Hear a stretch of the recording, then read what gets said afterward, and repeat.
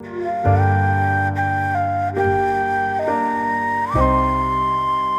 the stillness of an early morning, when the world has not yet decided what it will become, there is a soft and ancient whisper calling us inward. This is the spirit of daily Dharma listening, a quiet refuge for those who seek to understand themselves a little more deeply, for those who carry invisible burdens, for those who long to find peace in chaos, and for those who feel that life is asking questions they have not yet learned how to answer. Before we step into this long journey of 30 unfolding chapters, allow your breath to settle, your shoulders to loosen, and your heart to open just enough to let an old light return. These teachings are not lessons to memorize, they are experiences to feel, gentle companions to walk with you through the shifting seasons of your inner world. If these stories nourish you, consider subscribing, liking, or sharing this channel so this refuge may grow and welcome others who wander through the shadows seeking warmth. There was once a young monk who asked his teacher why the world felt so heavy, why even in peaceful places the mind could tremble with unseen storms. The master replied that the mind, like a bowl of water, reflects the sky only when still. Most people spend their lives shaking the bowl without realizing they are doing so. Waves rise, distortions appear, and they interpret these distortions as truth. The monk sat with this lesson and felt something shift within him, a subtle understanding that much of what he feared was born inside the walls of his own thoughts. This is one of the quiet secrets woven through Buddhist teachings, the idea that suffering often comes not from the world itself but from the way we grasp, resist, or identify with passing experiences. This is not a teaching to shame us but to free us, to remind us that the world may be turbulent, yet the depth of our mind remains untouched, like the deep ocean beneath a storm. Consider how often in modern life we shake the bowl without noticing. A single message arrives late and we begin imagining rejection. A meeting runs poorly and we replay every detail as if our worth hangs in the balance.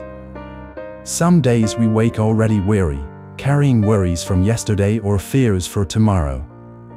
In these moments, we forget that peace is not something to chase but something to uncover. When you learn how to stay calm and positive in the middle of these storms, you do not run away from life, you enter it with greater courage. To live without fear is not to eliminate uncertainty but to transform your mind so uncertainty no longer becomes an enemy. Buddhism for beginners often begins with this simple yet profound recognition: the world is not something to fix, the world is something to understand. There was another story of a traveler who crossed mountains to find a wise teacher. When he finally reached the small hut where the teacher lived, he asked for the single most powerful teaching to end anxiety and bring peace.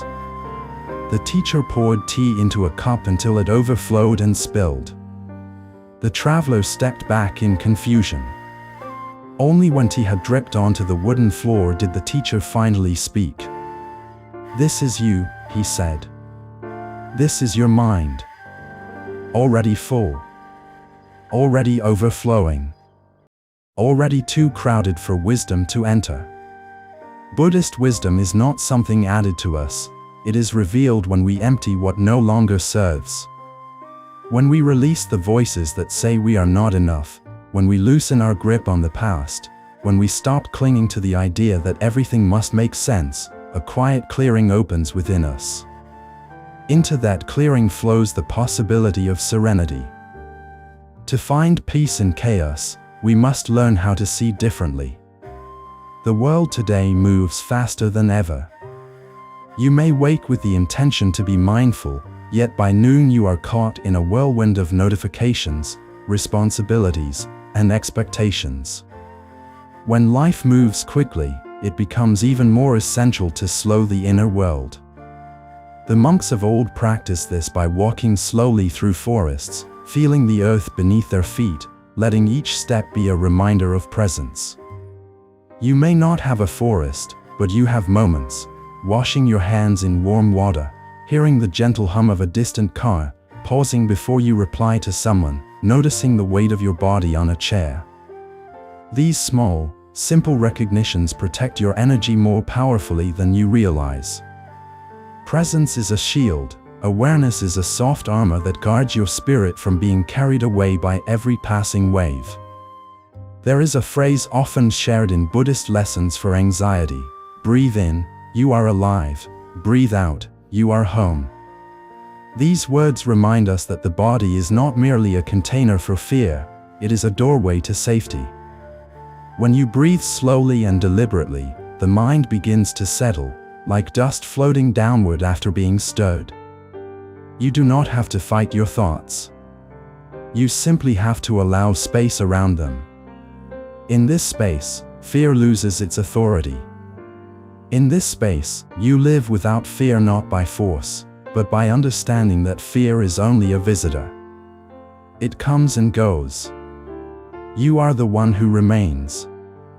Imagine standing on a high cliff overlooking an ocean at dusk. The sun sinks low, the wind is cool, and the waves swell and recede. Each wave is a memory, an emotion, a thought, a desire. Some waves crash loudly, some barely brush the shore. But the ocean remains. You are the ocean. Your thoughts are waves. This simple metaphor, though ancient, contains one of the most transformative teachings. When you stop identifying with the waves, you stop being tossed by them. The modern world teaches us to fix every wave, analyze every wave, fear every wave. Buddhism teaches us to watch the waves with compassionate detachment, knowing that no wave lasts forever. There was a young woman who once confessed to a monk that she felt lost, as if she were walking through life with no map, no direction, no clarity. The monk smiled gently and said that being lost is the beginning of being found. He explained that when a traveler gets lost in a forest, they begin to notice things they never saw before: the shape of the leaves, the sound of distant water, the direction of the wind. In the same way, when you feel lost in life, you begin looking inward. You begin asking deeper questions. You begin listening to subtle truths that were drowned out by the noise of certainty. Buddhist reminders when you feel lost are not instructions to hurry toward a destination. They are invitations to explore the landscape of your own mind with tenderness and curiosity. Modern life often pushes us toward achievement, productivity, and comparison. We measure ourselves against others and forget the quiet truth that no one else's path is meant to be ours. The lotus grows in muddy water, not in clarity. In the same way, your confusion, your struggles, your unanswered questions are the fertile soil for awakening. When you learn to embrace your imperfections and uncertainties, you open the door for transformation. This is how Buddhist teachings become living wisdom, not through memorizing philosophy, but through discovering who you are when everything unnecessary falls away. This long journey through 30 lessons begins here, with the simple recognition that peace is possible, not as an escape from life but as a way of being within it. As you move through the coming chapters, allow the stories, reflections, and gentle wisdom to meet you where you are. Let them soften you, challenge you, inspire you, and remind you of your own capacity for clarity and compassion. We walk together now, step by step, into the vast landscape of the inner world, where ancient teachings illuminate the path and where every breath becomes a quiet invitation to return home to yourself. Part 2. The Lotus Path, Learning to Rise Without Resistance. There is a quiet understanding that begins to grow in the heart once the first steps on the path of Buddha's teachings become familiar, as though an unseen door has opened inside your awareness and the world that once felt rigid begins to soften. In this second part of our long journey, we turn to the lotus, that ancient symbol of awakening, not merely as a metaphor but as a mirror reflecting our own unfolding nature. When one observes a lotus rising from the mud, there is no trace of struggle in its ascent. The lotus does not resist the darkness it comes from, nor does it hurry its way toward the sun. It rises because rising is its nature. It unfolds because unfolding is its truth. If we were to live with this same naturalness, much of the suffering we carry would fall away. The mud does not stain the lotus petals, and likewise, our past, our mistakes, and the chaos around us cannot stain the essence of who we are unless we cling to them. This lesson becomes clearer the longer we walk the inner path. Resistance creates weight, and acceptance creates space. There was once a wanderer who visited many monasteries searching for a secret technique to eliminate suffering. He collected teachings the way others collect precious stones. But he remained restless, unable to find peace despite his efforts. One evening, he met an old monk sweeping the temple courtyard under the soft glow of lantern light. The wanderer asked the monk what he believed was the ultimate method to find peace in chaos.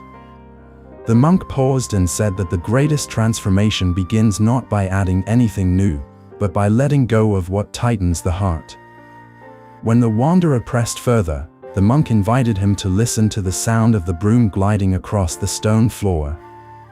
It was a soft, steady rhythm, neither hurried nor forced.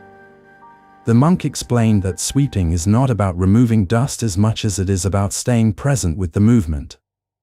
In the same way, the path of Buddhism for beginners is not about quickly removing suffering but about transforming your mind through awareness, breath, and understanding. In that moment, something softened in the wanderer, for he realized that he had been running when the path demanded stillness. Life in the modern world often resembles a garden overgrown with weeds of anxiety, pressure, comparison, and unspoken fear. The mind becomes tangled, and we forget that beneath these overgrown layers lies a simple ground of being. Buddhist wisdom encourages us to touch that ground again, not with force but with gentle curiosity. When fear arises, it is a guest knocking at the door of consciousness. To live without fear does not mean never feeling fear. It means we learn how to greet it without allowing it to take over our home. There was a young mother who once asked a monk how she could stop worrying about her children, for every night her thoughts spiraled into worst-case scenarios. The monk smiled kindly and said that worry is a sign of love but also a misunderstanding of reality. He taught her to breathe slowly each time fear arose and to imagine placing her worries into a river that endlessly flowed past her. This river symbolized impermanence. What enters it moves on. Nothing stays. Over time, she learned that her worries did not need to be held. They needed to be witnessed and allowed to drift away. In this simple practice, she discovered the ability to protect her energy while still caring deeply. There is profound power in recognizing that much of our suffering arises not from what happens but from the stories we tell ourselves about what happens. If someone speaks harshly to us, we think it must reflect our worth. If plans change unexpectedly, we assume life is working against us. If uncertainty appears, we believe we are losing control. But Buddhist reminders when you feel lost teach us that the stories we create are not the truth. They are interpretations shaped by habits of thought. These interpretations can be unlearned, softened, and dissolved. A monk once described the mind as a room with many windows. Each window frames the world differently. When we suffer, we are often staring through the smallest window, seeing only a narrow fragment of reality. To find peace, we must open more windows, letting in broader perspectives, new understanding, fresh air. The room does not change, our view changes. Imagine a lake surrounded by mountains. In the morning, its surface is perfectly still, mirroring the sky with crystalline clarity. By afternoon, winds sweep through, creating ripples that distort the reflection.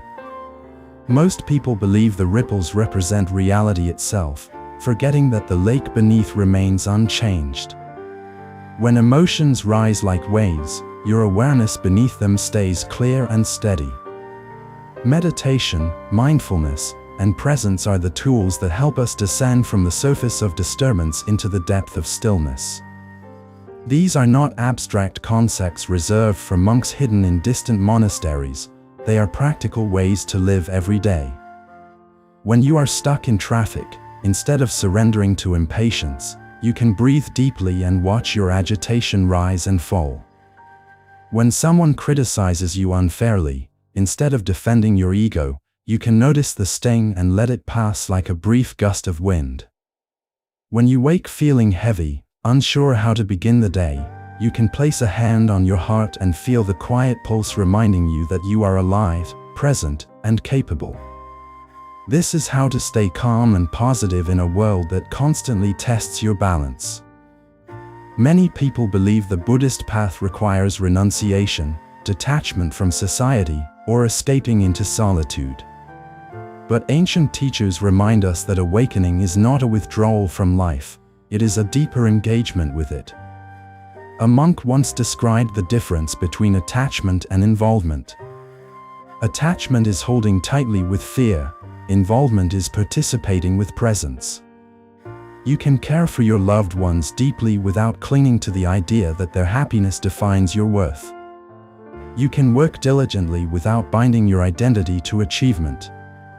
You can dream big without fearing failure. This is the middle path, neither excessive indulgence nor rigid avoidance. When you walk this path, you begin to transform your mind, not by suppressing desires but by understanding their nature. You learn that desire becomes suffering only when it controls you.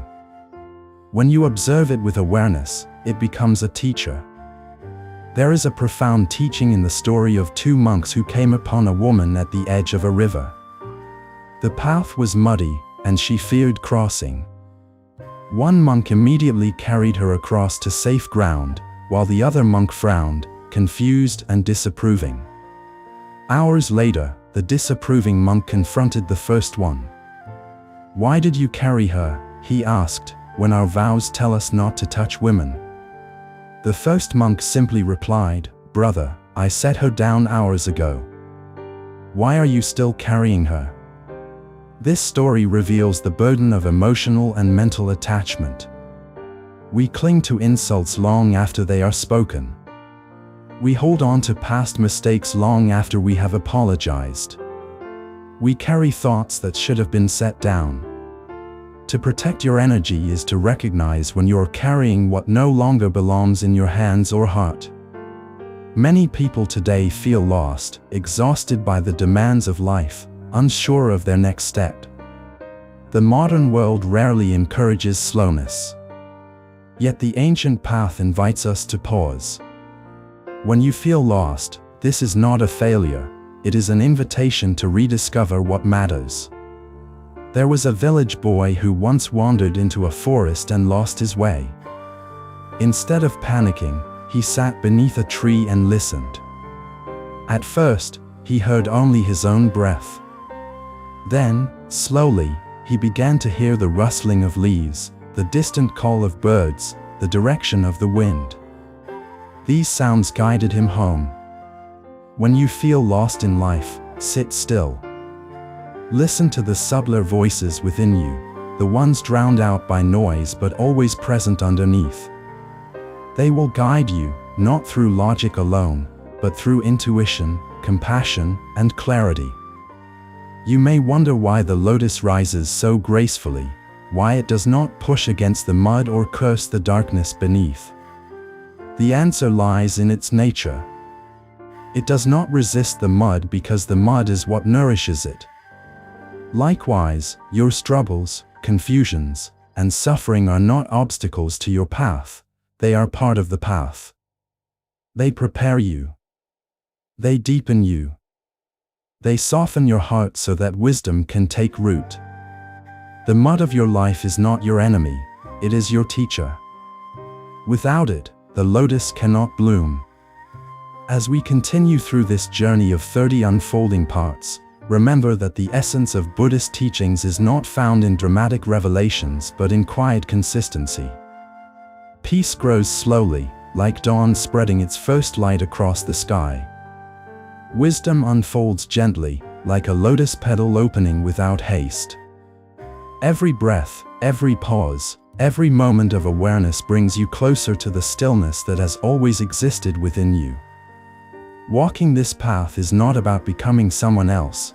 It is about remembering who you have always been beneath the layers of fear, doubt, and distraction. This is the lotus path, rising without resistance, blooming without force, living with a heart that trusts the nature of its own unfolding. Part 3. The quiet mountain within, finding stillness in a restless world. There is a story told in an ancient monastery about a mountain so silent that even the wind paused before moving across its slopes, as if unwilling to disturb the profound calm that surrounded it. The monks believed this mountain was not a place in the outer world but a symbol of the inner world each human being carries. Everyone has within them a quiet mountain, a space untouched by the noise of life, a depth beyond anxiety, fear, and the endless stream of worries that the mind produces. Most people never climb this mountain because they do not know it exists. They search outside for comfort, for peace, for reassurance, never realizing that what they seek is already breathing inside their chest. In this part of our long journey, we walk toward that quiet mountain within, learning to recognize its presence and return to it whenever the world begins to pull us away from ourselves. A young student once asked his teacher how to tame a restless mind. The teacher, instead of answering, handed him a bowl filled to the brim with water. "Walk with this bowl through the courtyard," the teacher said, "and do not spill a single drop." The student walked slowly, carefully, his attention fully absorbed in the fragile task. When he returned, the teacher asked him what he had noticed along the way: the sound of chanting, the breeze on the bamboo leaves, the birds resting on the roof. The student shook his head. He had noticed none of these things. All he saw was the water. "This is the path to inner stillness," the teacher explained. When your awareness is anchored, the distractions of the world fade, not because the world becomes quieter but because you are no longer pulled by every passing noise. In a life filled with constant stimulation, this teaching is more relevant than ever. To find peace in chaos, you must learn where to place your attention and how to return to it gently when it wanders. The modern mind is often compared to a lantern with too many flames burning at once, overthinking, planning, remembering, fearing, expecting. These flames flicker fiercely, consuming energy and clouding clarity. But Buddhist teachings remind us that the mind was designed to be a single flame, steady and warm, illuminating the moment without being scattered in every direction. This is why meditation is so transformative. It is not merely a practice for monks, it is a way of training the mind to be whole again, to stop fragmenting itself into countless thoughts and worries. When you sit quietly, breathing slowly, you are not escaping the world, you are returning to yourself. You are making space for insight to rise naturally, for strength to grow quietly, for wisdom to reveal itself without force. This is how you begin to transform your mind, not by battling thoughts but by observing them until they lose their power to command you. There was a man who spent years chasing success, climbing the ladder of his profession, earning praise and respect. But despite his achievements, he felt hollow, as though something essential was missing. One day, during a visit to a monastery, he confessed his emptiness to an elderly monk. The monk did not speak at first. He simply handed the man a cup and poured water until it overflowed, spilling onto the table. The man watched silently. Finally, the monk said, "Your life is full, but full of the wrong things. You have filled your cup with expectations, comparisons, and desires that do not belong to you. You must empty it before you can pour in peace." This simple teaching forever changed the man. He began letting go, first of his compulsive need to impress others, then of his harsh judgments toward himself, and finally of the fear that he would lose everything if he stopped pushing. The more he emptied, the lighter he became. Eventually, he no longer sought to live without fear. Instead, he lived with understanding. Fear did not disappear, but it no longer controlled him. It became a passing cloud rather than a storm. We often believe suffering is a sign that life is against us, but Buddhist wisdom teaches that suffering is a sign that life is nudging us toward awakening. A woman once lost her job and felt as though her world had collapsed. She spent months drowning in anxiety, unable to sleep, convinced she had failed. In desperation, she visited a meditation center, where she learned to sit with her discomfort rather than fight it. Over time, she discovered something profound. Her suffering was not caused by losing her job but by her attachment to the identity she had built around it. She had mistaken her role for her essence. When she finally saw this clearly, she felt as though she had stepped out of a prison she had unknowingly built. This understanding is one of the most essential Buddhist lessons for anxiety. Anxiety is not the enemy, clinging is. When we cling to how life should be, we suffer. When we release our grip, life flows again. To protect your energy in a restless world, you must recognize the difference between what nourishes you and what drains you. Many people feel exhausted not because they work too much but because they carry emotional burdens that were never theirs to hold. They take responsibility for the moods of others, for expectations that were never spoken, for outcomes they cannot control. They say yes out of guilt and hold back their truth out of fear. Over time, these habits drain their spirit and cloud their mind. A monk once told his students that the mind is like a garden. If you do not choose what to plant, weeds will grow on their own. Protecting your energy means choosing your thoughts, choosing your reactions, and choosing your boundaries. It means understanding that compassion does not require self-sacrifice. It means learning that kindness toward yourself is the root from which all other kindness grows. Imagine standing on a hillside at dawn. The sky is pale blue, the horizon glowing softly. The world is quiet, not because the world has stopped, but because your mind has. In moments like this, you understand that peace is not something you find, it is something you allow. When your breath slows and your awareness widens, the restlessness inside you begins to settle. This is the quiet mountain within, the place that does not shake even when the world does. When you learn to return to this inner mountain, you become unshakable, not through rigidity but through presence. There is a profound strength in stillness, a quiet resilience that cannot be destroyed by external circumstances. This strength does not shout. It does not demand. It simply exists, silent and unwavering, like the mountain that has watched centuries pass without ever needing to move. A great teacher once said that the mind touches enlightenment for a moment each time it is fully present. These moments are small. Pausing before speaking, noticing the warmth of a cup in your hands, feeling gratitude for a breath, but each one brings you closer to clarity. People often believe enlightenment is a dramatic event, a sudden flash of spiritual awakening. But in truth, enlightenment is the accumulation of countless small, mindful moments. It is the sharpening of awareness, the softening of the heart, the loosening of attachments. It is the ability to observe your thoughts without becoming them. It is the quiet realization that everything you seek is already within you.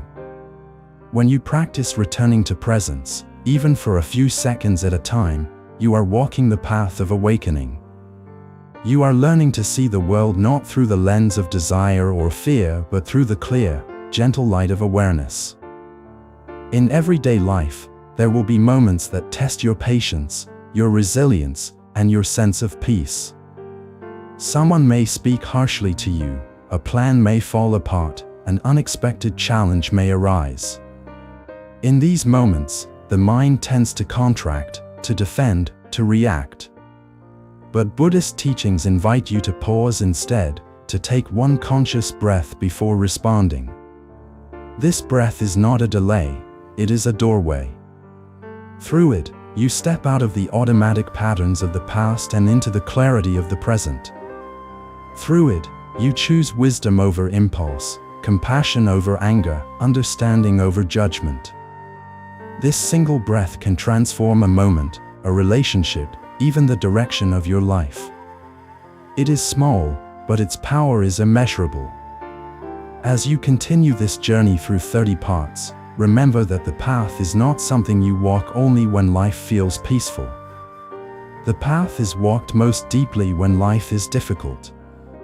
When confusion rises, the path teaches clarity. When fear rises, the path teaches courage. When sorrow rises, the path teaches compassion. When chaos rises, the path teaches stillness. The quiet mountain within you is not an escape from life, but a sanctuary that allows you to face life with a steady heart. Through presence, breath, awareness, and gentle understanding, you will discover a way of living that is soft yet strong, peaceful yet engaged, serene yet full of life. This is the heart of the Buddhist path, not a destination but a way of seeing, a way of being, a way of returning home to yourself again and again. Part 4. The river of letting go, flowing with life instead of fighting it. There is an old saying among forest monks, whoever tries to hold water with clenched fists ends up thirsty. This simple truth contains a timeless wisdom that echoes across every aspect of our lives. The more tightly we cling to expectations, memories, regrets, identities, or desires, the more life slips through our grasp. To walk the path of Dharma is to learn the art of letting go, not in a way that dismisses life or disconnects from it, but in a way that allows life to move freely through us without becoming trapped in the knots of fear and attachment. Letting go is both the gentlest and the most difficult of all Buddhist teachings, because it asks us to loosen our grip on everything we believe makes us who we are. Yet when we finally allow ourselves to release what no longer belongs in our hands, we begin to flow with life instead of fighting it, and in that flow lies a peace deeper than anything the world can give. There was once a monk who lived beside a river known for its unpredictable currents. Travelers often came to ask him how to stay calm and positive in a world that constantly changed. The monk would sit with them by the riverbank and watch the water move. One afternoon, he noticed a man struggling to swim across the fast-moving stream. Every time the man tried to fight the current, he was pulled under, coughing and flailing. The monk called out to him, "Let the current carry you." At first, the man resisted, believing he would be swept away. But when his strength finally faded, he surrendered, and to his surprise, the current lifted him gently, bringing him to the opposite shore without resistance. The monk turned to the traveler beside him and said, "This is the secret. When you fight life, life overwhelms you. When you flow with life, life supports you."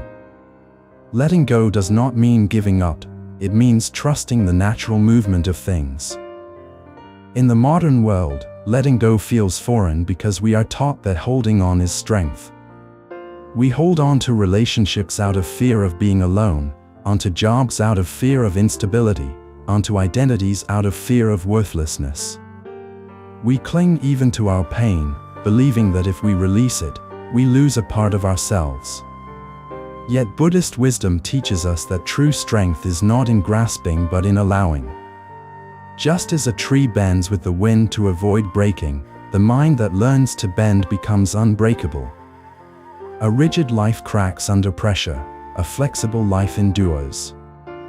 When a person learns to transform their mind in this way, suffering becomes lighter and fear becomes less powerful. Problems do not disappear, but they stop defining our sense of self. A farmer once came to a temple complaining that nothing in his life was perfect. His crops were inconsistent, His children made mistakes, his neighbors irritated him, his aging body brought discomfort, and his mind was never satisfied. The monk listened patiently and then told him that he could not help him. Confused and offended, the farmer demanded an explanation. The monk said, "Everyone has 14 problems. When one goes away, another appears. Sometimes you have more than 14, but never fewer. This is the nature of life."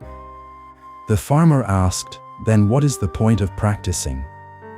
The monk replied, "The point is to stop having the 15th problem, the belief that you should not have any."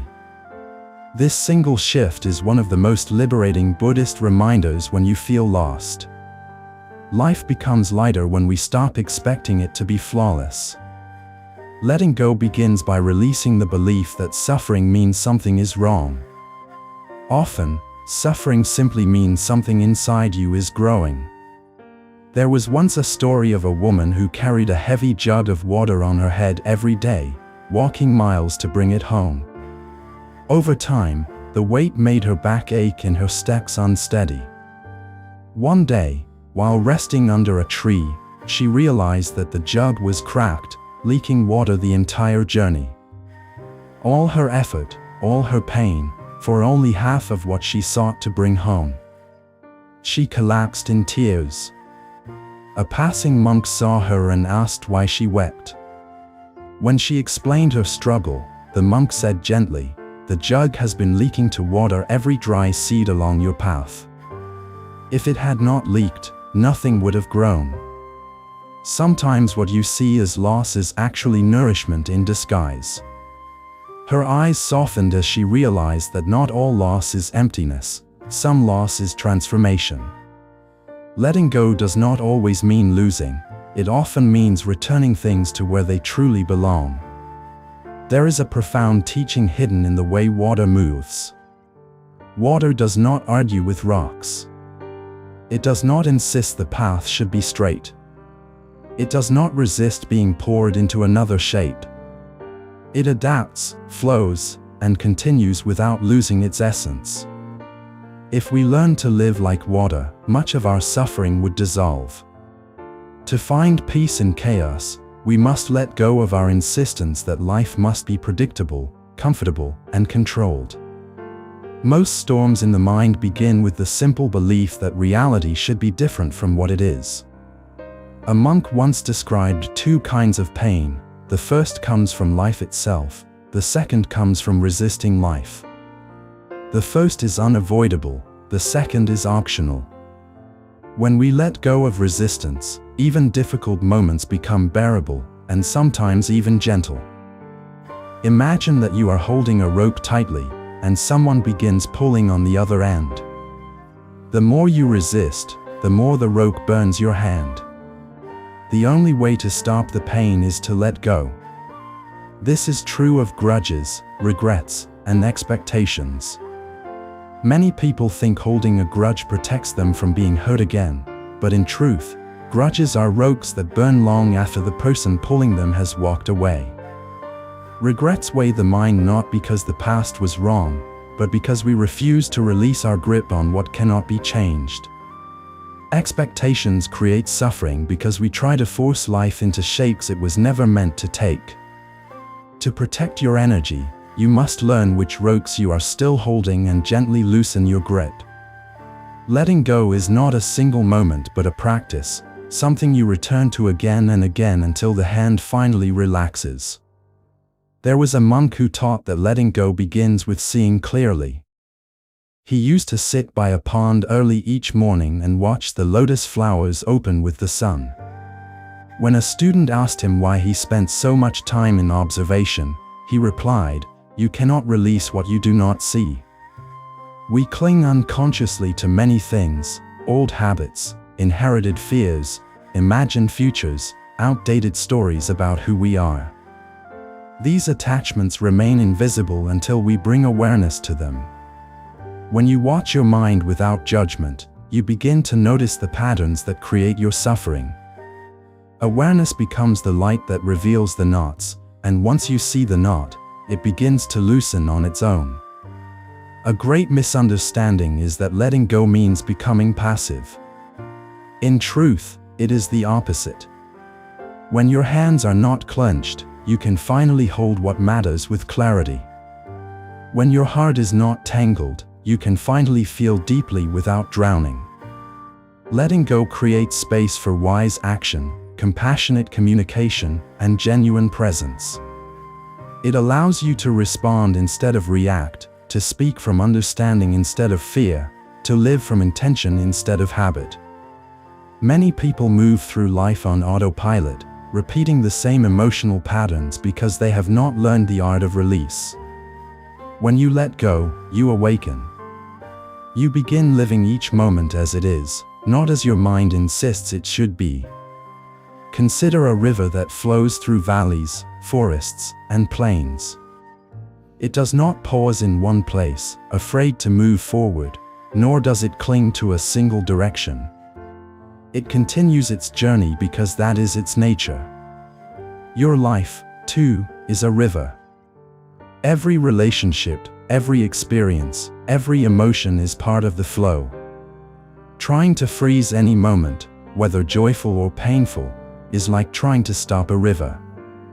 The beauty of life is in its movement. When you learn to honor this movement, you no longer fear change. Change becomes a companion rather than an intruder. As we continue through this 30-part journey, carry this understanding gently within you. Letting go is not something you master once and forever.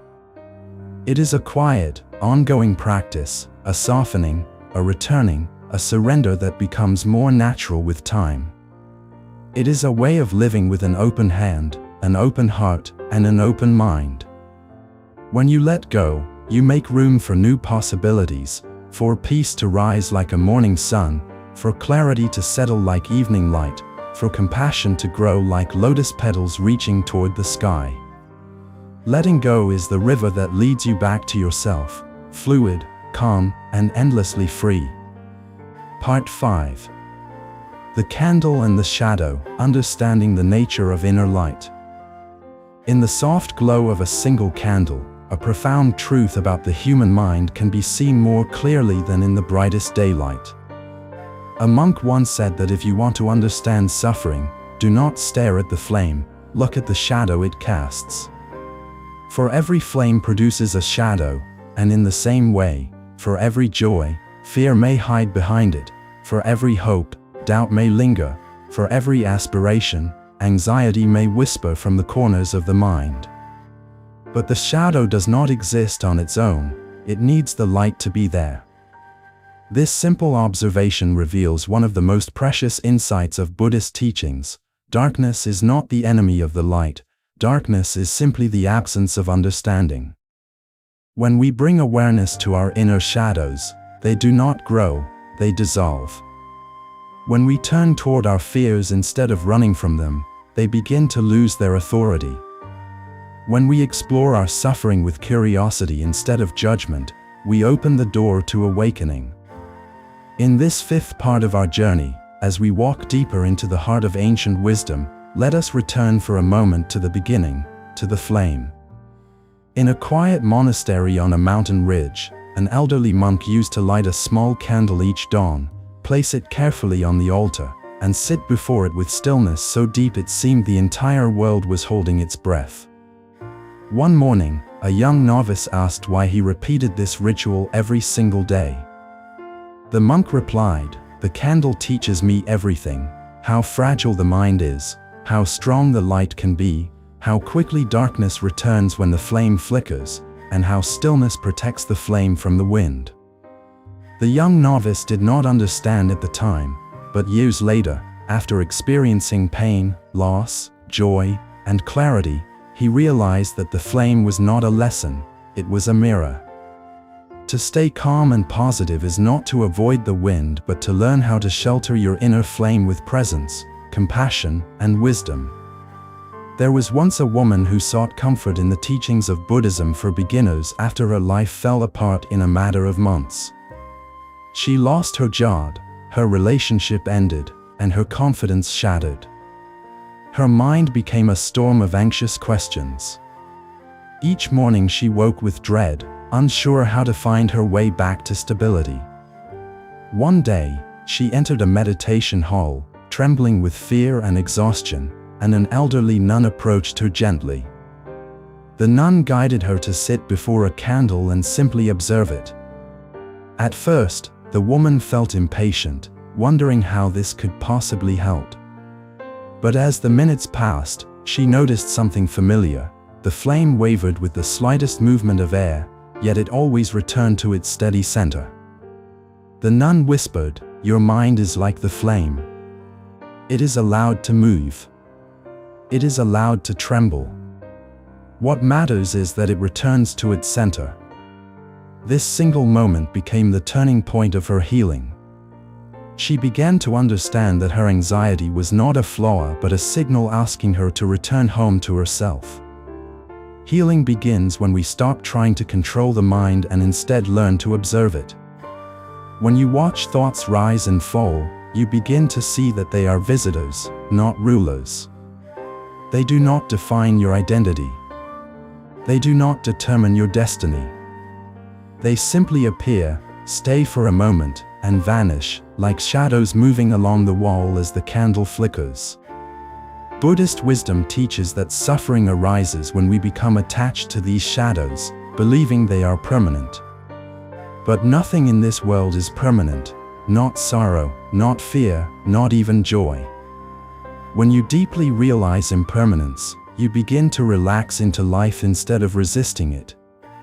You begin to flow with change instead of fearing it. You begin to live without fear, not because fear disappears but because you understand its nature. A monk once taught that every person carries two candles within them. One is the flame of awareness, the other the flame of ignorance. Whichever one you feed becomes brighter. Ignorance is not stupidity, it is simply the habit of living without seeing. It is the automatic reaction, the unexamined emotion, the stories we rehearse until they feel like truth. Awareness, on the other hand, is the gentle light that reveals reality as it is. When awareness burns brightly, we see that our suffering often comes from misunderstanding ourselves, others, or the nature of life. When ignorance burns brightly, even simple moments become sources of anxiety. To transform your mind is to nurture the flame of awareness, not by force, but through steady, compassionate attention. Imagine holding a candle in your hands while walking through a dark forest. The path ahead is unclear, the night is quiet but mysterious, and the only thing you can rely on is the soft glow guiding your next step.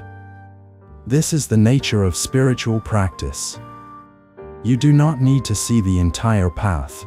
You only need enough light for one more step. Many people feel lost because they believe they must understand their entire future before taking action. But Buddhist reminders when you feel lost encourage us to embrace uncertainty as a companion, not an enemy. If you have even a small flame of awareness, you can navigate the darkest forest. If you trust that inner light, one step at a time becomes enough. A traveler once visited a monastery seeking advice on how to live without fear. The head monk led him into a room filled with candles. Hundreds of flames danced gently, illuminating every corner. The monk extinguished half the candles with a single breath, plunging the room into partial darkness. The traveler gasped, feeling a sudden fear arise. The monk asked him what he feared. The traveler replied, "The darkness." The monk smiled and said, "You fear the darkness because you have forgotten your own flame." Then he guided the traveler's hand toward his heart and said, "Whether the room is lit or not, the flame in here is always yours." When you rely solely on external sources of light, validation, success, relationships, circumstances, you become afraid when they disappear. But when your inner flame becomes your anchor, no darkness can dominate you. There is an art to protecting your energy that few people truly understand. Protecting your energy does not mean shutting the world out, it means shining your light wisely. You do not expose your flame to every passing wind. You do not exhaust yourself trying to illuminate those who refuse to open their eyes.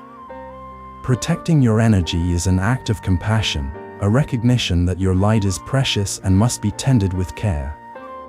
Monks often teach that the flame needs oil, just as the heart needs nourishment.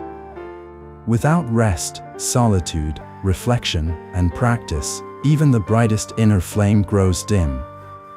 When you give yourself permission to pause, breathe, and listen, you replenish the oil that keeps your flame alive. There once was a man who insisted he was not spiritual because he felt too distracted, too flawed, too anxious. He believed enlightenment belonged to those who lived far away from the chaos of ordinary life. A monk told him a short story. A candle in a quiet room burns softly. A candle in a storm burns fiercely. The second one shines with greater strength, not because it is better, but because it learned to stay lit in difficult circumstances. The monk continued, "Your suffering does not distance you from awakening, it prepares you for it. You are not less spiritual because you struggle. You are becoming who you are because you struggle." These words settled into the man's heart like warm light, dissolving years of self-doubt. Peace is not the absence of challenge, it is the presence of clarity. When your inner flame is steady, challenges become teachers rather than threats.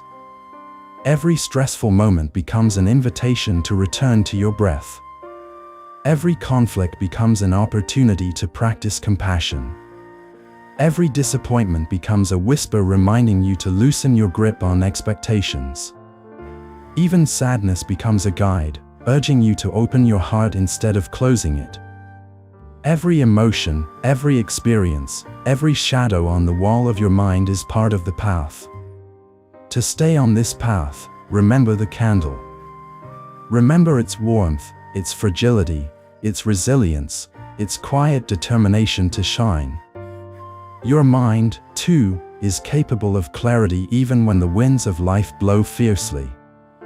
Your heart, too, holds a light that cannot be extinguished by darkness.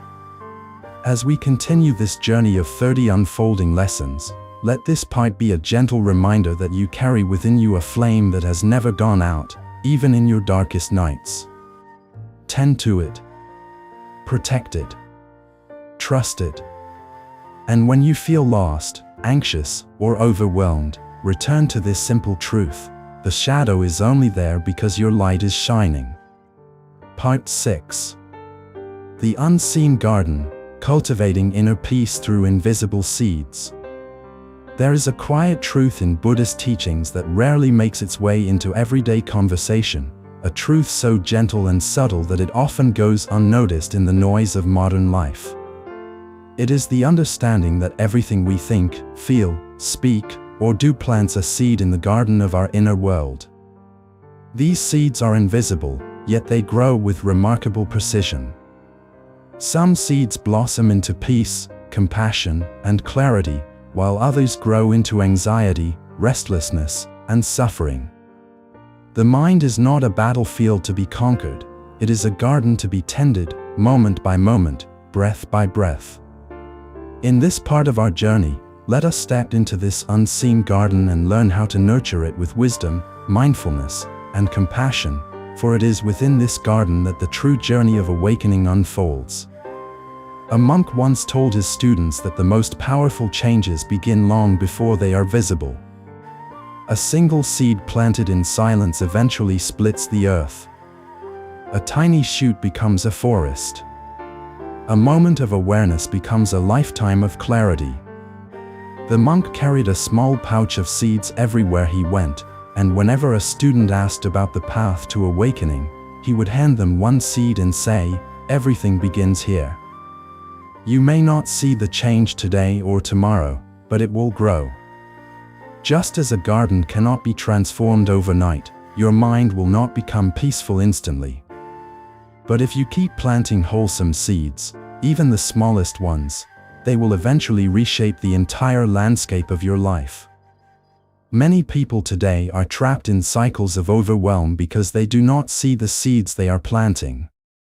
A single negative thought repeated daily becomes a deep-rooted belief. A moment of unchecked anger becomes a habit. A fear entertained too often becomes a lens through which all experiences are interpreted. These invisible seeds silently influence how we see ourselves and the world. Buddhist wisdom teaches us that the garden of the mind is always growing something. If we do not choose what to plant, our old patterns will choose for us.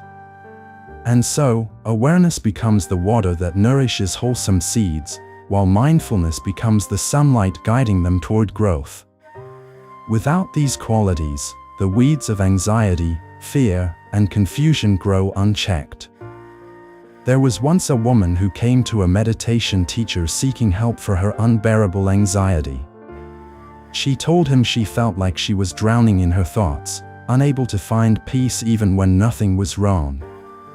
The teacher listened quietly and asked her to follow him to a small patch of land beside the monastery. He handed her a handful of seeds and told her to scatter them on the ground. Confused but obedient, she did so. They returned the next day, and she was surprised to see the beginning of tiny sprouts emerging. The teacher explained that her anxiety was like these seeds. Some had been planted years ago, some had been planted yesterday. They grew because she had unknowingly watered them with fear. But just as she had planted those seeds, she could plant new ones. She could plant seeds of calmness, compassion, and understanding each time she breathed consciously, each time she noticed her thoughts rather than becoming them, each time she responded with presence instead of panic. Slowly, she learned to transform her mind not by force but by patient cultivation. One of the most important Buddhist reminders when you feel lost is that the mind is not fixed. It is fluid, alive, responsive, and always capable of renewal. Even if your inner garden has been neglected for years, even if anxiety or fear has overgrown your inner world, new seeds can always be planted. Healing begins the moment you decide to plant something different. A single breath of awareness is a seed. A moment of forgiveness is a seed. A kind thought offered inwardly or outwardly is a seed. Every small act of mindfulness enriches the soil of your inner world, making it fertile for peace to grow. Imagine waking each morning and asking yourself one simple question: what seeds am I planting today? If you begin your day with worry, you plant seeds of worry. If you begin with gratitude, you plant seeds of abundance. If you begin with judgment, you plant seeds of separation. But if you begin with a gentle breath, a moment of awareness, a single thought of compassion toward yourself or another, you plant seeds that will grow into clarity and calmness. This is not wishful thinking, it is the nature of the mind. Like a garden, it responds to whatever you feed it. A monk once compared the mind to a mountain valley. When a single sound echoes through the valley, it reverberates in all directions. In the same way, a single harmful thought creates ripples through your entire consciousness. But a single wholesome thought also reverberates, spreading calmness, grounding your breath, softening your heart.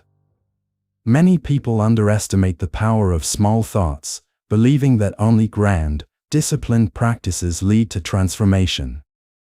But the truth is that transformation begins with the smallest shifts. A moment of awareness in the middle of stress. A conscious breath when anger arises. A gentle smile offered to your own heart when fear threatens to collapse you. These are seeds, tiny, invisible, but immensely powerful. To protect your energy in this chaotic world, you must learn what to feed your mind. The modern world is full of noise, overstimulation, and emotional clutter. Every piece of information, every interaction, every thought becomes a seed. If you consume negativity, comparison, or chaos, these seeds will grow. If you surround yourself with kindness, silence, and mindful awareness, these seeds will grow instead. Protecting your energy means becoming a wise gardener, choosing what enters your mind and choosing what leaves. Not everything deserves your attention. Not everything deserves to be planted in your inner soil. There was once a gardener who tended an ancient monastery's land. His garden was famous for its beauty, yet he spent most of his time pulling weeds rather than planting flowers. When a young novice asked him why, he replied, "Flowers take time to grow. Weeds do not. Wisdom takes time to cultivate. Confusion does not. Compassion takes time to nourish. Fear does not. Joy takes time to blossom. Suffering does not." The novice asked how he remained patient in such a challenging task. The gardener smiled and said, "Because each weed I pull is one less obstacle for the flowers to bloom. That is enough." In the same way, each moment you interrupt a negative thought, each moment you choose compassion over anger, each moment you take a mindful breath, you clear space for peace to grow. Letting go, too, is a form of planting. When you release resentment, you plant seeds of freedom. When you release expectations, you plant seeds of clarity. When you release fear, you plant seeds of courage. Letting go is not emptiness, it is preparation for new growth.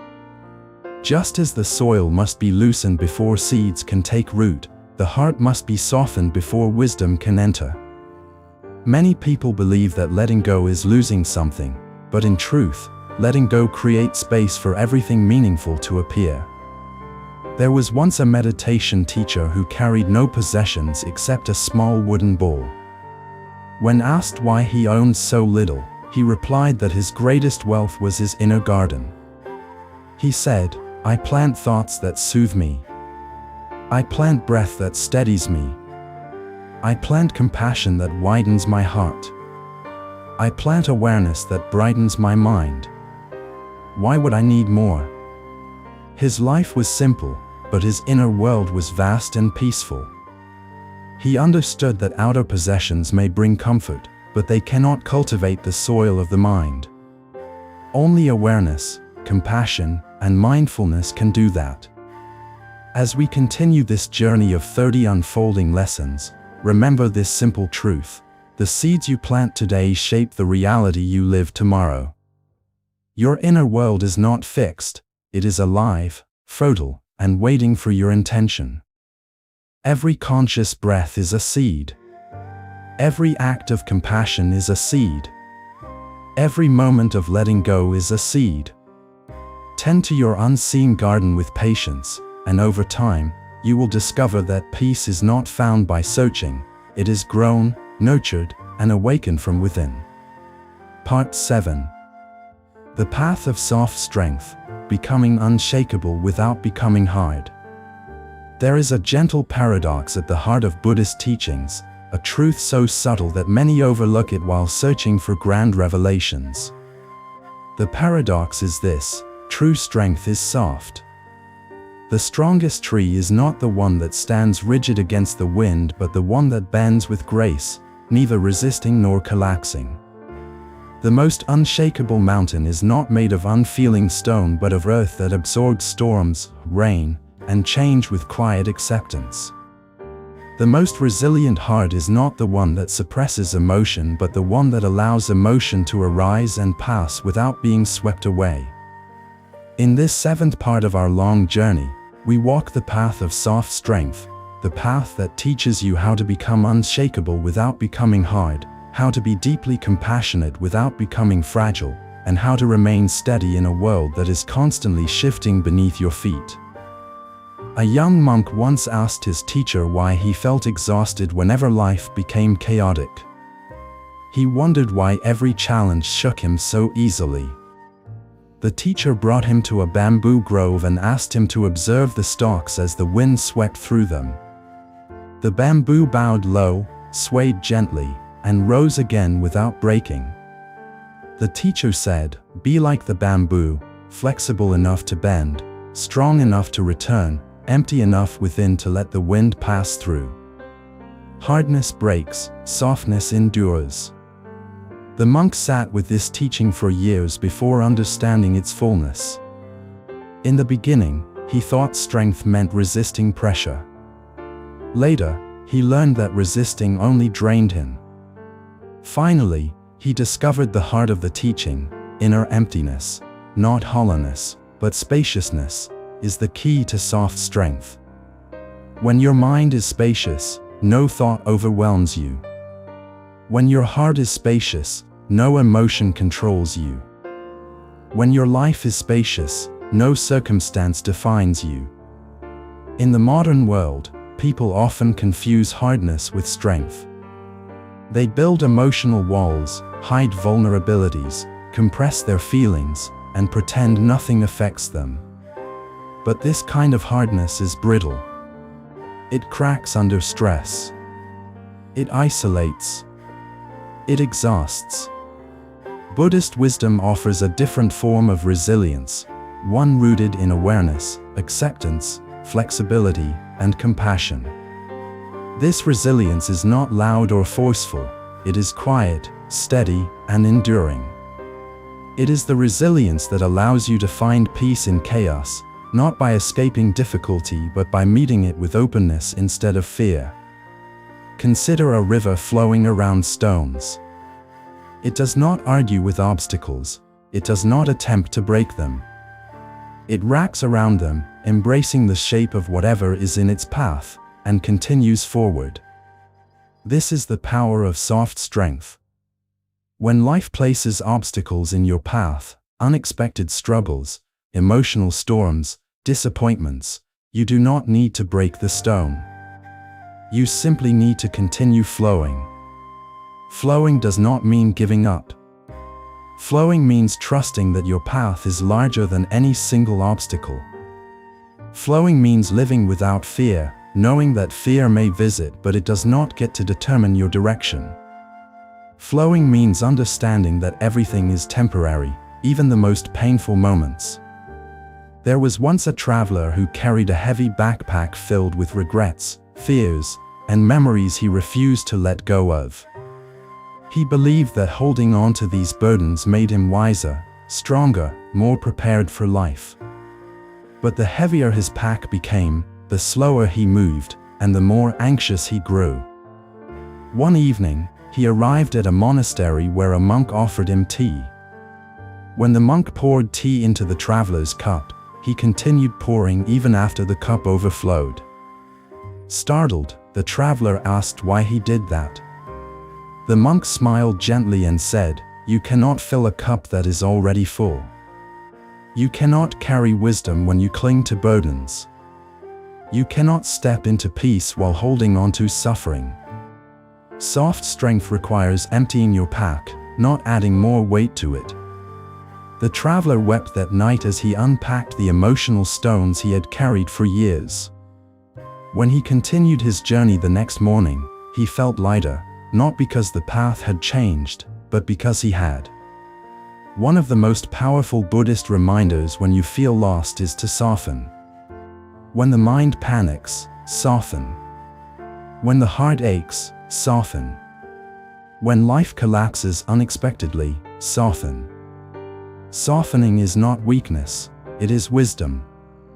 When you soften, you allow yourself to feel what needs to be felt.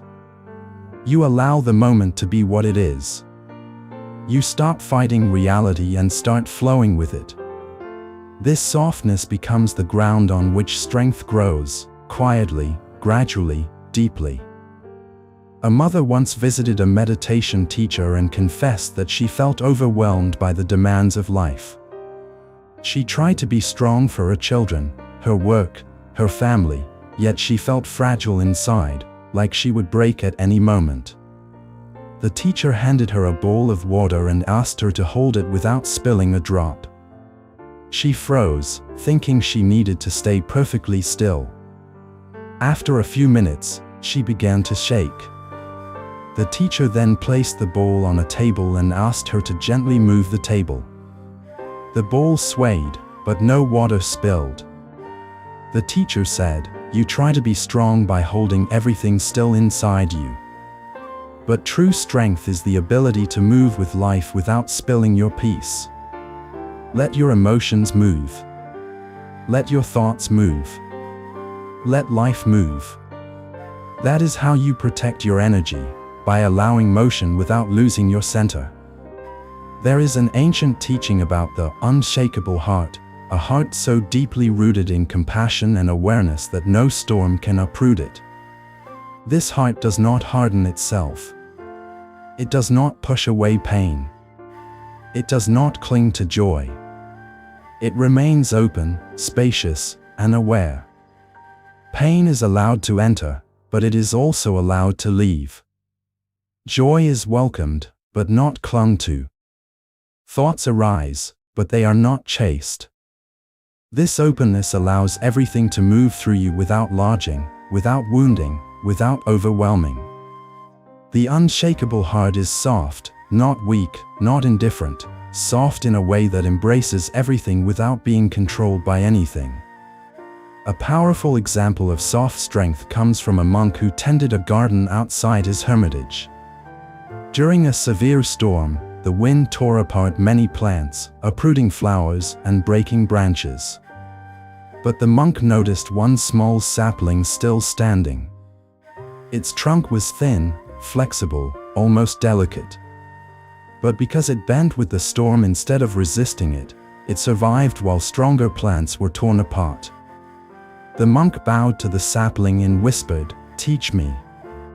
When he told his student later, he explained that humans, too, must learn to bend, to let go of the illusion of rigid control, to allow life to move through them without breaking them. Bending is not defeat. Bending is the wisdom of survival. Soft strength is also the foundation of compassion. Compassion looks gentle from the outside, but internally, it requires tremendous courage, the courage to feel deeply, to open yourself to another's suffering, to see them clearly without judgment. Compassion does not arise from hardness, it arises from softness. Compassion is the flower that grows only in soft soil. When your heart softens, compassion blooms naturally, without force, without pretense.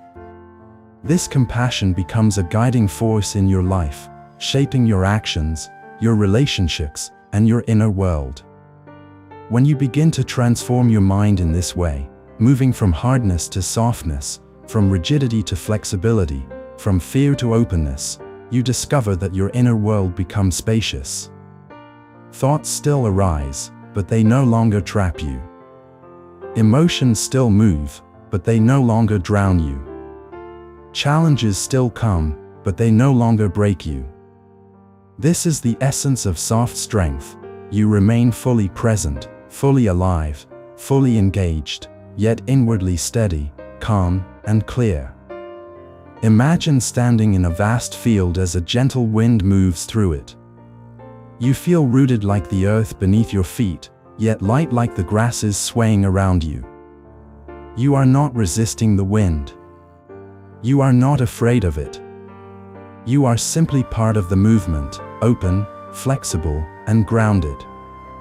This is what it means to find peace in chaos.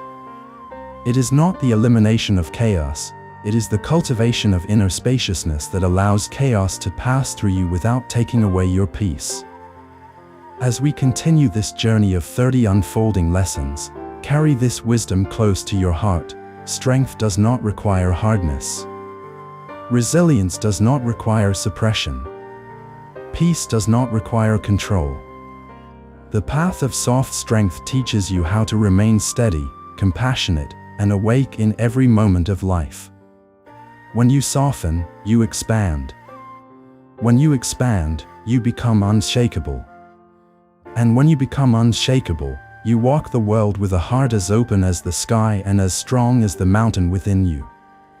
Part 8. The silence that speaks, listening to the wisdom beneath your thoughts. There is a form of wisdom that cannot be heard through noise, cannot be understood through rushing, and cannot be touched while the mind is tangled in its own constant movement. Buddhist teachings often describe this wisdom as something hidden beneath the surface of ordinary awareness, a quiet, profound understanding that only reveals itself when the mind becomes still. In this eighth part of our journey, we step into that silence, not the silence of emptiness or absence, but the silence that speaks, the silence that teaches, the silence that reveals what words cannot. This silence is not found by escaping life, but by learning how to become present within it. It is the silence beneath your thoughts, beneath your fears, beneath your expectations, beneath even your identity. It is the silence of being itself, the silence that guides you home. In a small mountain monastery, a temple bell hung from an ancient beam. For centuries, monks struck the bell at dawn and dusk, its deep tone echoing across forests and valleys. One morning, a young novice asked the bell master why the monks waited for the wind to settle before striking it. The bell master replied, "The tone of the bell is pure only when the air is still." In the same way, the truth of your heart is clear only when your mind is quiet. The novice did not fully understand, but the teaching entered him like a seed. Years later, after countless meditations and moments of turmoil, he came to realize that noise, both external and internal, distorts perception. Only in stillness does reality reveal itself.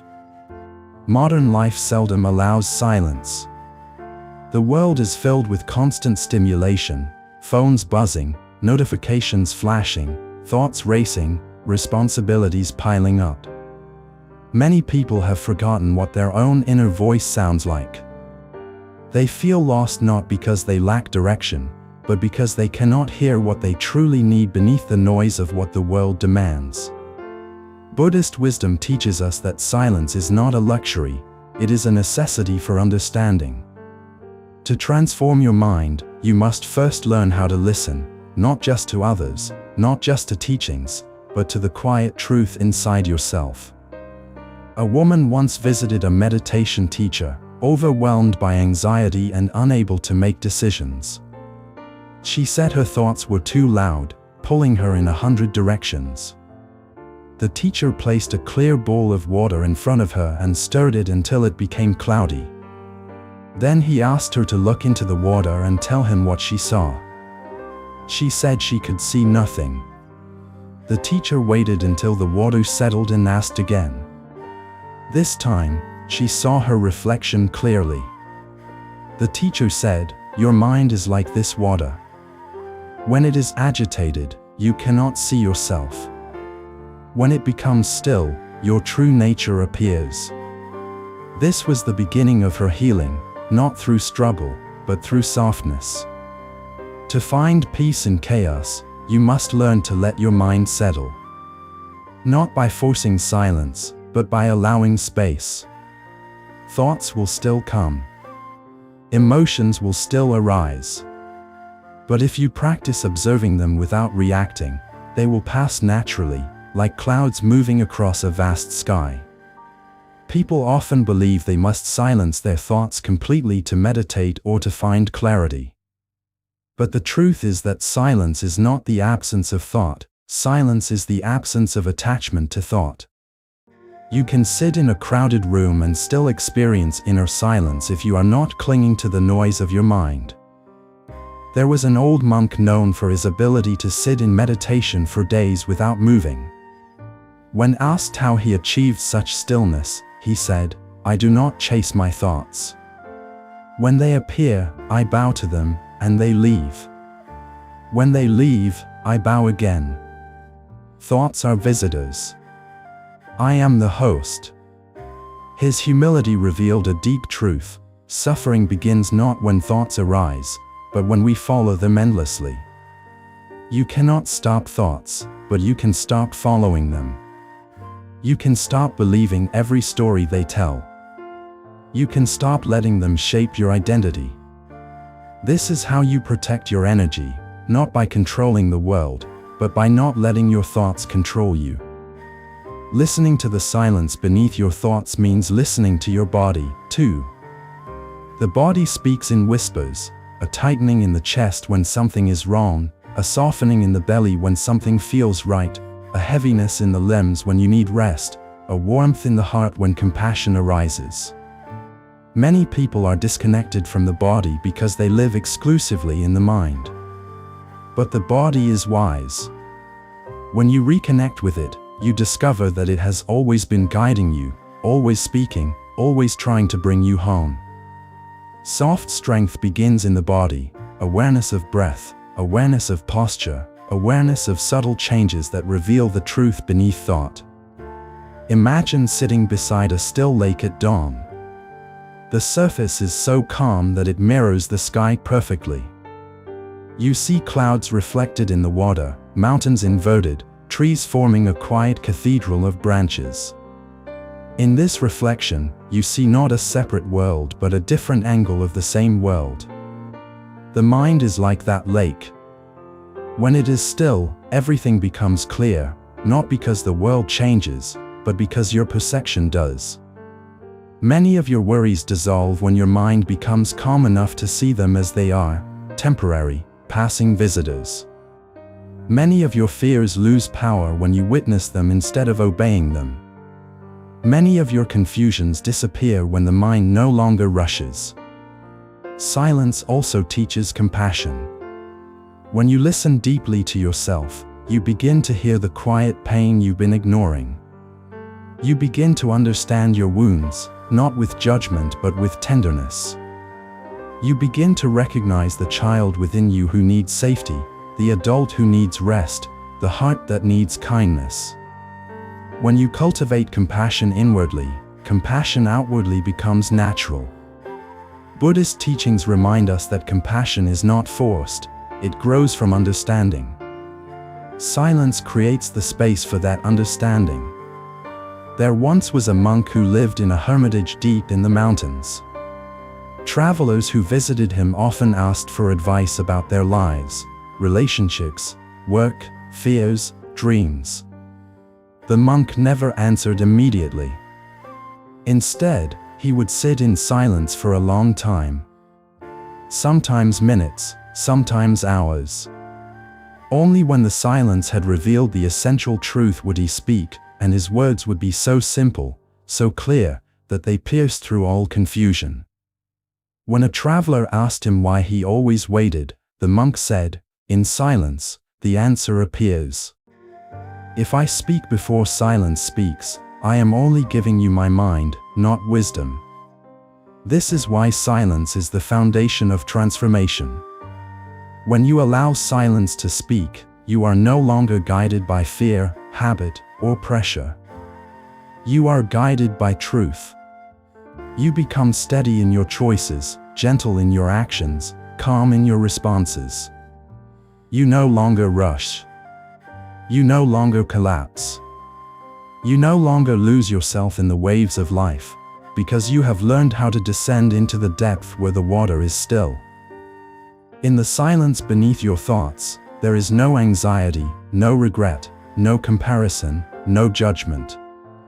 There is only awareness, pure, warm, steady. This awareness is your original nature. It is the part of you that has never been broken, never been stained, never been lost.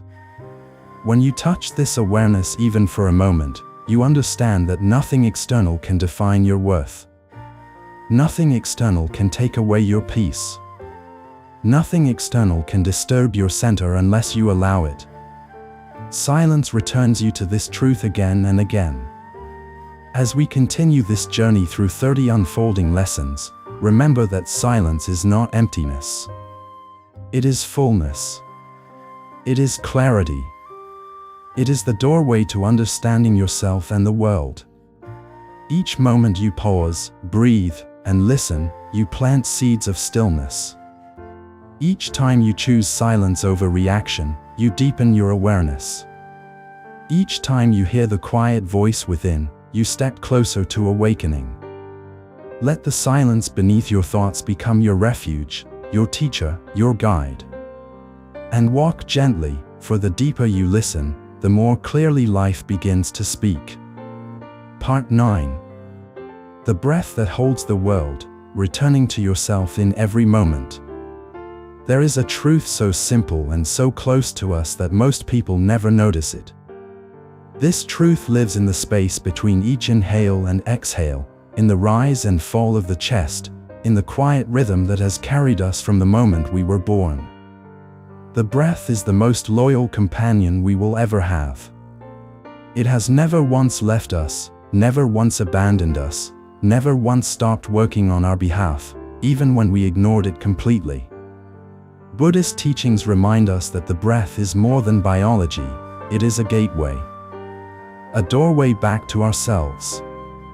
A bridge between the visible world and the invisible world. The anchor that steadies us when life becomes turbulent, and the thread that connects us to the present moment when the mind wanders into the past or trembles toward the future. In this 9th part of our journey, we return to this sacred companion, the breath that holds the world within it. A monk once told his students that every breath is a rebirth. Each inhale is an arrival, each exhale is a release. If you understand the breath, he said, you understand the nature of life itself, impermanence, renewal, letting go, beginning again. The monk carried a simple flute carved from bamboo. When he blew softly, a clear tone emerged, resonant and pure. He explained that the flute is empty, and because of its emptiness, it can create beautiful sound. In the same way, when your mind becomes spacious, your breath can move through you without obstruction, producing clarity and peace. But when the mind is crowded with fear, expectation, and overthinking, the breath becomes tight and shallow. Learning to breathe consciously is learning to live consciously. There was once a man who suffered from constant overwhelm. He tried meditation, exercise, affirmations, but nothing eased the restlessness inside him. One day, he visited a quiet monastery where a teacher asked him a simple question: "When was the last time you breathed?" The man replied that he breathed every moment of every day. The teacher shook his head gently. "No, not survival breathing. Real breathing. The kind that brings you home. The kind that reminds you that you are alive. The kind that opens the heart instead of closing it." The man was confused, but the teacher guided him through a single slow breath, deep, gentle, mindful. Something inside the man softened, as if a knot had loosened. Tears welled in his eyes. He realized he had been breathing only to stay alive, not to stay awake. This was his first step toward transforming his mind, one breath that changed the way he lived. Imagine a person trying to carry the weight of the world on their shoulders: stress, responsibility, anxiety, fear, uncertainty. Each burden tightens the chest, shortens the breath, and clouds the mind. But Buddhist wisdom teaches that the breath can carry these burdens for you if you allow it to. Inhale, you receive the world. Exhale, you let the world go. Inhale, you open. Exhale, you soften. Inhale, you arrive in this moment. Exhale, you surrender what no longer belongs. When you breathe consciously, you begin to live without fear, not because fear disappears, but because you learn how to soothe the body that fear inhabits. You learn how to find peace in chaos not by changing the chaos, but by changing the way you meet it. A woman once asked a meditation teacher how she could overcome her anxiety. The teacher did not give her long lectures or complex theories. He simply asked her to place her hand on her heart and take 5 slow breaths. At first, she felt nothing. Then she felt warmth. Then she felt her heartbeat. And then she felt a quiet presence inside her that she had forgotten, a presence she had abandoned during years of rushing and worrying. The teacher said, "Anxiety is a storm in the mind. The breath is the mountain that does not move. Return to the mountain." Over time, she learned that the breath was her anchor. When thoughts spun out of control, she breathed. When emotions overwhelmed her, she breathed. When sorrow surfaced, she breathed. And each time, her awareness returned, not forcefully, but gently, like a lantern being lit in a dark room. The breath is not only a tool for calming the mind, it is a teacher of impermanence. Each breath begins and ends. Each breath appears and disappears. Each breath arises without your control and leaves without your permission. When you observe this movement closely, you begin to understand that life works the same way. Everything comes. Everything goes. Everything changes. To cling is to suffer, to let go is to breathe freely. This understanding is one of the most powerful Buddhist reminders when you feel lost. You do not need to hold every thought. You do not need to solve every problem immediately. You do not need to fix every emotion. You only need to return to the breath, again and again, until clarity returns on its own. There was a story of an elderly monk who was known for his extraordinary calmness. No matter what happened, storms, conflicts, illness, loss, he remained steady and peaceful. When a young monk asked him the secret to his serenity, the elder said, "Whenever something happens, I breathe before I respond. The breath shows me whether I am about to act from fear or from wisdom." Most people react without breathing. They let their thoughts decide for them. They let their emotions speak for them. But when you breathe first, you give your inner wisdom the chance to rise. This simple practice became the foundation of the younger monk's life. Before speaking, before judging, before reacting, before worrying, he breathed. Listening to the breath also protects your energy. When someone speaks harshly to you, instead of absorbing their emotion, breathe. When life becomes overwhelming, instead of collapsing into panic, breathe. When you feel cornered by your own thoughts, instead of running from them, breathe. The breath creates space between you and the world. In that space, you reclaim your center. In that center, you rediscover your strength. There is a saying in Buddhist teachings, the breath is the guardian of the heart. It shields you from absorbing what does not belong to you. The breath is also a bridge between the body and the mind. When the mind is chaotic, the breath becomes chaotic. When the mind is calm, the breath becomes steady. This connection is so immediate and intimate that your breath reveals the truth of your inner world before your thoughts do. A monk once said, "The breath tells the truth even when the mind lies."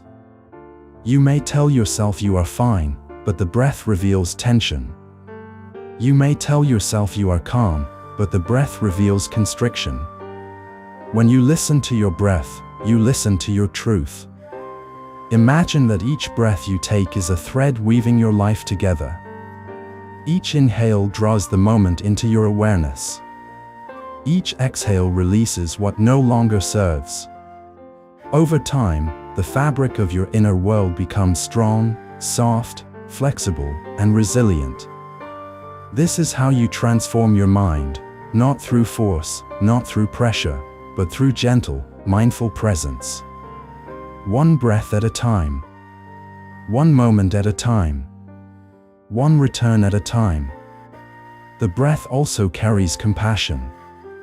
When you inhale, you receive the world with openness. When you exhale, you offer kindness back into the world.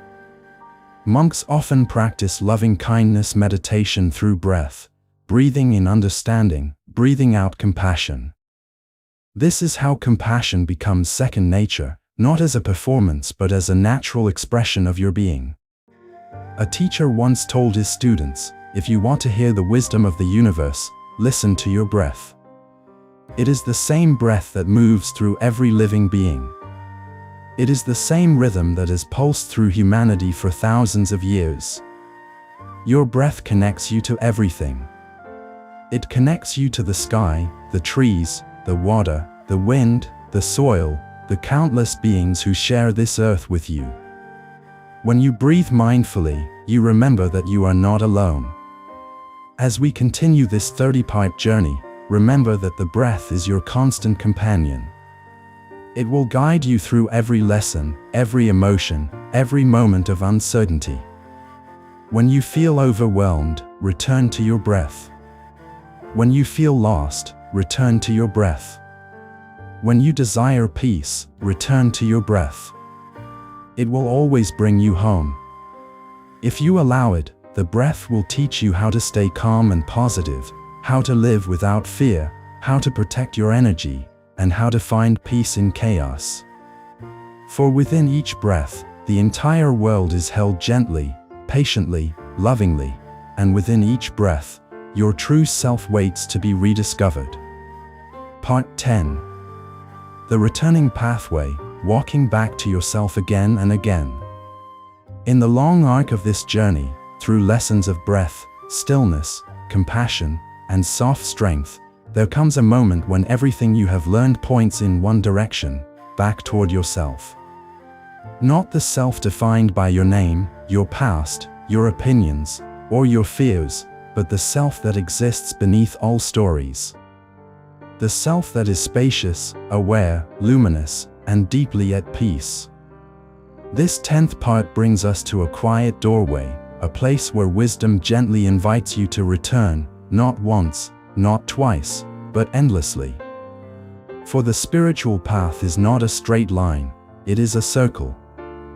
You wander from yourself, and you return. You forget, and you remember. You fall, and you rise. Every return is awakening. Every remembering is freedom. Every breath is a homecoming. There was once a traveler who walked through countless villages searching for enlightenment. He climbed mountains, crossed seas, slept under trees, learned from scholars, practiced austerities, and meditated in solitude. But he remained restless. One evening, exhausted and nearing despair, he met an old sage who asked him why he looked so burdened. The traveler said he sought the wisdom that would release him from suffering but could not find it anywhere. The sage pointed to the traveler's chest and whispered, "You are looking in every direction except inward. The treasure you seek has always been here." The traveler wept when he heard these words because he suddenly realized he had walked thousands of miles away from the very place he was meant to explore. The returning pathway begins the moment you turn inward with sincerity. Your inner world is vast, but most people only live at the surface of themselves. Their thoughts, emotions, and reactions become the entire landscape of their identity. Buddhist teachings remind us that your thoughts are weather, not the sky. Your emotions are waves, not the ocean. Your stories are chapters, not the entire book. When you return to yourself, you return to the sky, the ocean, the book. You return to the spacious awareness that holds everything without being overwhelmed by anything. This awareness is your true refuge, your unshakable ground, your home. A monk once guided his students into a dark room and lit a single candle. He asked them to watch the flame without moving. After a few minutes, he blew it out. Darkness settled. The students panicked, seeing nothing. The monk said softly, "Just because the flame disappears does not mean the light has ended. What you saw was not the source, it was merely the expression. Your true nature is the source." Even when the flame of peace seems to disappear in your life, during hardship, confusion, fear, the source remains within you, untouched. When you return to yourself, you rediscover this light. Modern life pulls us constantly away from ourselves. We are drawn outward toward expectations, roles, comparisons, responsibilities, and noise. People lose themselves trying to meet the demands of society, trying to please others, trying to chase meaning externally. But peace does not live outside you. Stability does not live outside you. Freedom does not live outside you. When you feel lost, it is not because your path has disappeared, it is because you have stepped away from your center. Returning is simple, but not always easy. It requires honesty, stillness, and a willingness to unclench the mind. One of the most precious Buddhist reminders when you feel lost is this: you cannot be lost forever, because you carry home within you. Even during moments of anxiety, the breath is there. Even during moments of sadness, awareness is there. Even during moments of fear, clarity is there. These qualities never leave you, you simply stop noticing them. Returning is the practice of noticing again, of allowing yourself to be held by your own presence. Consider a river that winds through forests and mountains. No matter how far it travels, it eventually returns to the ocean. In the same way, no matter how far your thoughts wander, no matter how tangled your emotions become, no matter how lost you feel in the complexity of human life, your inner path naturally leads you back to awareness, to breath, to compassion, to spaciousness. This return is inevitable because it is your nature. The only question is whether you return consciously or unconsciously, whether you return through suffering or through stillness. A teacher once told her students that life is like walking through a vast landscape with a lantern. The lantern is small, it illuminates only the next few steps. But the deeper truth is that the path is not discovered by seeing far, it is revealed by taking one step at a time. Returning to yourself is like this. You do not need perfect clarity. You do not need all answers. You only need the willingness to pause, breathe, and step back into presence. The path unfolds from there. When you return to yourself, you also return to compassion. Compassion for your mistakes, your fears, your confusion, your imperfections. Many people believe that being spiritual means being flawless, but in reality, awakening begins with embracing your humanity. When you soften toward yourself, you soften toward the world. When you forgive yourself, forgiveness toward others becomes natural. When you understand your own suffering, compassion flows through you like water. This compassion becomes a shield, a strength, a quiet radiance that protects your energy without closing your heart. Imagine standing atop a hill overlooking your life, the joys, the sorrows, the regrets, the growth. From that vantage point, everything appears interconnected. Nothing is wasted. Every moment has shaped your understanding. When you see your life this way, returning becomes not just a practice but a gratitude.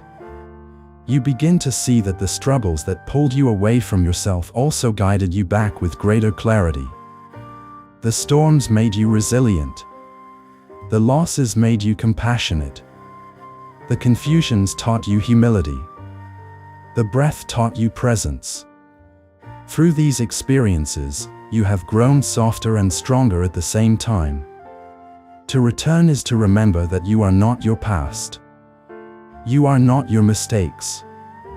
You are not your fear. You are awareness itself, the witness, the presence, the open sky. The returning pathway is not something you walk once. You walk it again and again. Each time you breathe mindfully, you return. Each time you pause before reacting, you return. Each time you choose compassion over judgment, you return. Each time you soften instead of hardening, you return. Every return strengthens the connection between your daily life and your deeper nature. In this moment, as this 10th part comes to a close, let this be your reminder: the journey inward is endless, but it is also endlessly kind. You never run out of chances to come home to yourself. You never run out of breaths. You never run out of opportunities to begin again.